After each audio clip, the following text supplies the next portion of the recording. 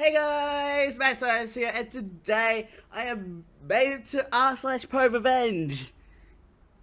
Yes, that joke is gonna still go, but we're into month number 4 now. It's when this comes out, it'll be October 1st, and I don't know if I'm gonna be able to find any special stories at the very end for Halloween. I'll try my best to. Also, this subreddit is one that I've heard a lot of stories from, so I'm going to try and navigate through the ones, like past the ones I have heard, and try and find ones that I haven't. So today I have 2 stories. They're pretty decent length stories, but I feel like this series is, like this part, going forward, we're going to be doing a lot more longer stories. So let's get into it before I get into half-an-hour videos. She hated me and made me think I was an idiot. FPD? What does that mean? I don't know if this is pro, but it's certainly more than petty. You might fit into regular revenge then. In high school, 10 plus years ago, I was quiet and attentive in class. Teachers liked me. I wasn't popular, but I had good friends. I say all this to explain that high school was relatively calm for me. I played sports, was on the student newspaper, and got decent grades. However, that all changed my second semester junior year. I've always been a voracious reader. My freshman English teacher recommended I move up to the honors English track. So I did for freshman, sophomore, and the first half of junior year. Then I was put into classical literature my second semester junior year. I've always loved Greek and Roman stories, and had already read your typical high school classical reading list on my own. I didn't mind reading them again, until I met Mrs. Umbridge. Yep. She put on a sweet facade, but she was downright evil. She also decided she hated me. I still don't know why or what transgression I committed, but she hated me. I assumed it was my habit of sometimes nodding off in class. At the time, I had undiagnosed thyroid issues and was getting up at 5 AM for swim practice. I say sometimes because it happened maybe twice a month total between all 8 classes. I don't remember nodding off in her class, but it could have happened. Anyways, her class was 50% essays and 50% written reports. Essays and written reports. The rest were random quizzes and a couple of tests. I was on the student newspaper and I was a decent writer. I wasn't worried about maintaining a B or up. We wrote our first paper and I got a D. I was shocked. The only class I struggled in was chemistry, and still my lowest assignment grade was a C. After class, I asked Miss Umbridge what I did wrong, because her notes were minimal. She told me my assessment of the material was uninspired. Okay, can you direct me to an example of an inspired assessment? And come back during study hall. Thinking she'd have some example materials for me to review, I got a pass to see her during study hall. Nope! She spent the full hour basically telling me I was an idiot. I remember leaving and crying because she didn't tell me anything constructive. My friend, the eventual valedictorian, offered to help me on my next paper. My friend and I spent hours on the next paper. She never got below an A- on anything. I got another D. My friend was furious. She took it to her AP English teacher and asked him to review it. She said she was entering a writing competition and wanted advice. He said it was great, her typical A+ work. My friend, quicker on the uptake, asked me for a copy of my original assignment. She asked her AP teacher to look it over too, but he said he should enter the first one. This one was still good. He'd probably give it an A-, but the other paper was better. My friend was convinced Miss Umbridge was treating me unfairly for some reason, and she must not like me. My friend wanted me to tell my parents or my school counselor. A teacher didn't like me? That had never happened. Sure, they didn't all love me, but none actively disliked me. I decided I'd try one more time, but this time get Miss Umbridge to help me. Despite the previous horrors of spending study hall with Miss Umbridge, I went to her office during study hall 3 times before the next paper was due. She reviewed the paper. She gave me tips on revising it each time. She did this in red pen. I took notes. By the time the next paper was due, I had 3 revised versions with her notes in red ink on each one. I got a D+. She smirked and congratulated me on my improvement. Bitch. I was done. My friend was right. This bitch had it out for me and was giving me shit grades on purpose. I'm a laid-back person, but I was pissed. Never before being this pissed. I took my paper to my newspaper teacher. Sure, he didn't teach English, but our student paper constantly won awards because of his work. I told him I was having trouble in English, and could he look over my paper and give me advice. He was a little confused as to why I didn't ask my English teacher, but he did it. He also told me it was great, but gave me a few minor changes to make. I asked him if he thought it was a B or better. He said he'd give it an A, not 100%, but a solid A. I went to my friend and we brainstormed. I couldn't request the drops/add. This wasn't college. You just don't switch classes at my high school unless the teacher recommends an honor placement. That's not true, said to my friend. Wait, that's not true, said my friend. The football and basketball guys get moved to easier classes all the time to keep their grades up, so they are eligible for games. The athletics director was a friend of my dad, so I requested a meeting with him and my swim coach after school one day. I told him I was in danger of losing my eligibility to swim because I was pulling a D in a class. I wanted to move classes, but I knew I needed approval from administration, which I wouldn't get without a good reason. They asked if I had requested help. I explained I had asked for help from multiple people, but my grade wasn't improving. I didn't know what to do. They asked to see my papers. I sat while they read them. They both looked at me confused. Neither of them could understand how those papers were worth only a D. The student VP was brought in. He asked who helped me. I explained my friend. He knew who she was. Again, future valedictorian. And she had even asked her AP teacher, English teacher, to look it over for advice. I had also asked my newspaper teacher to help me. Student VP asked if I had ever actually asked my teacher for help. I smiled and handed them the 3 revised visions of paper number 3 with Mrs. Umbridge's red ink all over them. He frowned. AP English teacher and my newspaper teacher were pulled into the meeting. They were each asked to grade the papers. All 3 papers got an A- or better. While this was going on... wait, what's going on with the scroll wheel? While this was going on, my dad was called in by the athletics director. My dad was pissed. He demanded I be moved to another class, that Mrs. Umbridge be put under review. Clearly, she wasn't grading students on their work, but on her own personal opinions.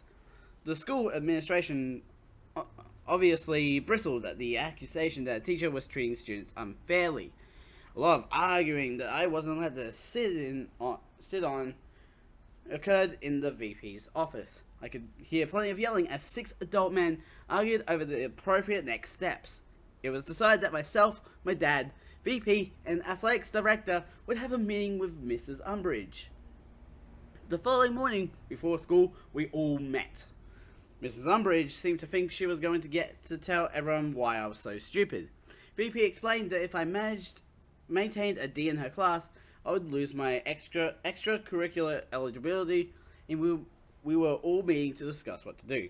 She smirked and said I should be moved to the non-honors English track, and I had no business being in honors English. I didn't have I didn't have the aptitude to understand the complex classical literature they were studying, and I probably would need a tutor to even get through basic English. I've never seen my father so red, and I half expected to see steam come out of his ears. VP asked why she didn't try to help me improve. She said it was up to students to put in the initiative to get better. VP asked if that meant I had never asked her for help. She said I had not. VP then pulled out the free revised versions of paper number 3 and handed them to Miss Umbridge. That was her turn red. She called me a liar and said these notes weren't hers. Things got heated and I was asked to leave again. I sat outside the office. This time the secretary was there and we both heard the shouting. School was set to start in 30 minutes and they were all just shouting. It's just a shout match. The AP English teacher and newspaper teacher were called in again. More shouting. About 5 minutes to the start of classes, the teachers left and I was called back in. If looks could kill, I'd have died then and there. When Mrs. Umbridge came out of the VP's office, I was being moved to basic English effective immediately. My current grade would not carry over. I would not need to make up any past assignments, and new teacher would be instructed to grade me only on the assignments going forward. Isn't that how it would normally work? My new English teacher, Mrs. Honey, ended up being the English department head.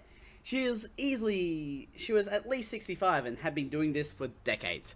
After 2.5 years of honors English, this class was easier than PE. I barely had to try to get an A, but I refused to let Miss Honey think Miss Umbridge had been right. I tried harder in that class than any other class that semester. I finished projects so quickly that I was asked to tutor a girl struggling in the class. I spent half the class period just helping this girl understand the material. I helped her go from a C- to a B+. I got something like 104% in the class. That should not be possible. Oh my gosh. How much further do I have to go? Oh, I'm nearly at the end. Okay. At the end of the semester, Miss Honey called me into her office during study hall. She was recommending I return to Honours English for senior year. I must have looked panicked because she assured me Miss Umbridge would not be my teacher. In fact, she would not be anyone's teacher. She was leaving at the end of the school year. Miss Umbridge was only in her late 20s and unmarried. Too early to retire.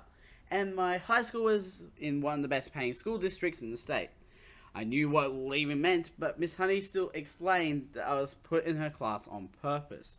The school administration trusted Miss Honey to determine the truth of Miss Umbridge's claim that I was basically a lying idiot. Miss Honey said I very clearly belonged in Honours English. She apologized if her class had not been challenging enough for me. I cried. I mean, full-on ugly snot cried. I didn't realize it, but part of me had actually believed Miss Umbridge up until that point. Miss Honey hugged me and consoled me. I spent senior year in Honours English and spent my study hall touring Mrs. Honey's struggling students. To this day, I think about that awful woman fairly regularly. My career is strongly writing based, and I still worry obsessively over my writing. I hope she never taught again, because she wreaked havoc on my self-confidence.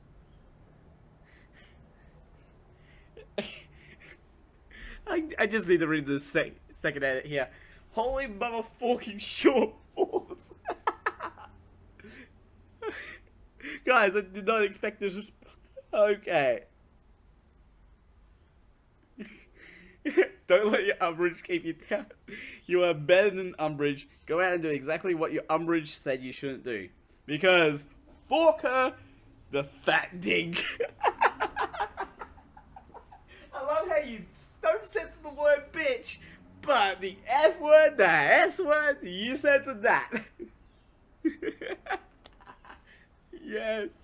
That's so good. Okay. let's move on to the other story. Can't you just unload around me? So this happened earlier today and was too perfect to not share with you guys. I work in construction as the foreman of a new house build. The location is kind of strange. The house is 250 feet up a hill via a footpath only. All of our materials have to come up this footpath by hand. It's a pain in the ass to manually carry, quite literally, an entire house up this hill. One of our saving graces is having the 2 parking spots on the street at the bottom of this hill marked with official no parking signs. Unfortunately, there is an elementary school about a half block away, and the parents of children seem to regularly, at least twice a day, think it's okay to park in our spots. Now, I consider myself a reasonable person, so if someone is parked in the spots we don't have a delivery or a need to park a truck, I will let it go. If we need the spots and there's someone parked there, however, I will ask them to move nicely, and most of the time they do so immediately. Until today. I get a phone call from the lumber delivery truck that is en route to our location. Says he'll be there in about 2 or 3 minutes. I let him know I will meet him at the street and make sure he has space to park. He's carrying all the material to frame the roof of our house, which is a lot of really big lumber and will easily take an hour to bring up the hill. So naturally I didn't want him parked in the middle of the street with his hazards on for an hour, when we had a perfectly good parking spot for him. As I begin my trip down the hill, I notice there's a school parent sitting in the car idling, assuming she's just picking up her child. I walk to her car and politely let her know that she is parked in a no parking zone and we really need her to clear it to park a delivery truck. She scoffs at me and really states back, "I'll just be a few minutes and your truck isn't here. Take a chill pill, dude." Before I can respond, a giant lumber truck comes around the corner and I wave to him and then gesture towards him to the woman in the car who has now put her window back up to ignore me. I put on my best customer service smile and wave at her through the window. She puts it down halfway and angrily shouts, "What?" But now the truck has pulled up alongside the car and I politely ask her again with a stronger tone of voice to move her vehicle, reminding her that she is illegally parked in a tow-away zone. Then she gives me this wonderful idea. She says, "Can't you guys just unload around me? Jesus, it's not that hard. Yeah, big fucking pieces of wood." I give her another smile and walk away, a brilliant plan forming in my head. I instruct the delivery driver to park as close to her as possible and block her in with the porta potty that is at one of the end of our reserved spots, and the parked car that is parked just adjacent to our spots on the other end. He smiles because he immediately gets what I'm trying to do and proceeds to expertly block this lady and her car into a little 2 parking spot jail. We unstrap the lumber and my guys begin humping material up the hill. Okay, yeah. Meanwhile, I call the police parking enforcement to let them know the situation. At this point in time, I wasn't trying to get in trouble. I just wanted a record of why we were blocking part of the street so we didn't get in trouble with the city. The very friendly traffic officer lets me know that she can be there in 30 minutes and deal with the situation for me. Wonderful! As we continue to unload lumber, the child of the parent shows up, and wouldn't you know it, Mum is just realizing that the lumber truck is parked so close she can't get out of her driver door to meet her kid. She awkwardly clambers across the inside of a car and stumbles out the passenger door, shooting glaring looks at me and the truck driver in the process. She loads her kid into the back and then begins to realize that she has no way of leaving. She comes storming up to myself and the driver and states, "I'm in a big hurry. You need to move your damn truck right now so I can go." Before I can respond, the driver gets a grin on his face and says, "Ma'am, in order to unload the lumber on the truck, we had to unstrap it, and per our company policy, I am not allowed to move the truck with any unsecured load on it. Sorry." This sends her into near aneurysm levels of blood pressure, Meanwhile, I can barely contain my laughter. Fuck your policy, I have somewhere to be, she barks at him. Oh my gosh. At this point, with impeccably convenient timing, the parking enforcement officer shows up and parks behind the truck. She doesn't see the officer arrive, and while the officer is still getting out of her vehicle, I just casually say, can't you just pull out around it? It's not that hard. With the biggest shit-eating grin I've ever had. I watch as she realizes that I just used her line on her. Fuck you, she yells. And storms back to her car, angrily clambers back in through the passenger door and into the driver's seat. At this point, the officer is walking up to myself and the driver. Before she can even introduce herself, the mum in the car slams it into reverse and stomps on the gas, crashing into our porta potty and knocking it over. And then throws the car into drive and tries to mount the curb and drive on the sidewalk. The officer, driver, and I are staring in disbelief as she gets halfway over the curb and gets stuck. I can hear her screaming obscenities over the idling truck from inside her car. The officer promptly walks up to the door of the car and orders her out. My favourite part of the entire thing is watching her face go to shock as she realizes she just did all that in front of a police officer. She gets slapped in cuffs as the parking officer calls for a second unit, and she is promptly sat on the very curb she tried to drive over. She sits on the curb, yelling to the now two officers about how we told her she could stay there and that we never asked her to move. The traffic officer responds that she was the one who was originally called when she refused to move, and that she already knows what's going on. Meanwhile, myself and the driver giving a report to the second officer. My guys finish moving the remaining of the lumber, and the driver finishes his statement and takes off to go back to the yard.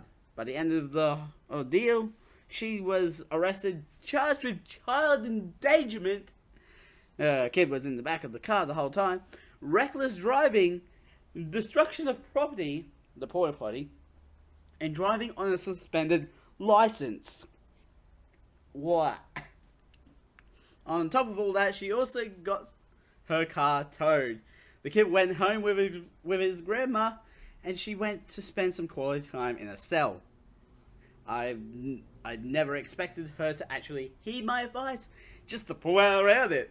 But I think next time she'll probably think twice about parking in a tollway zone if she ever gets a license again.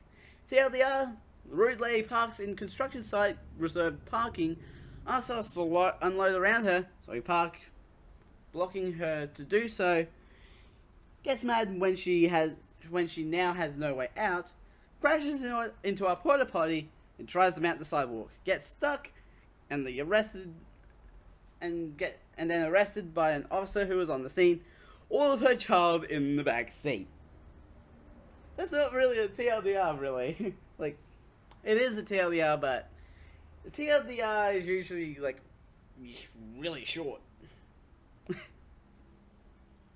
Like, you can trim a bit from your TLDR.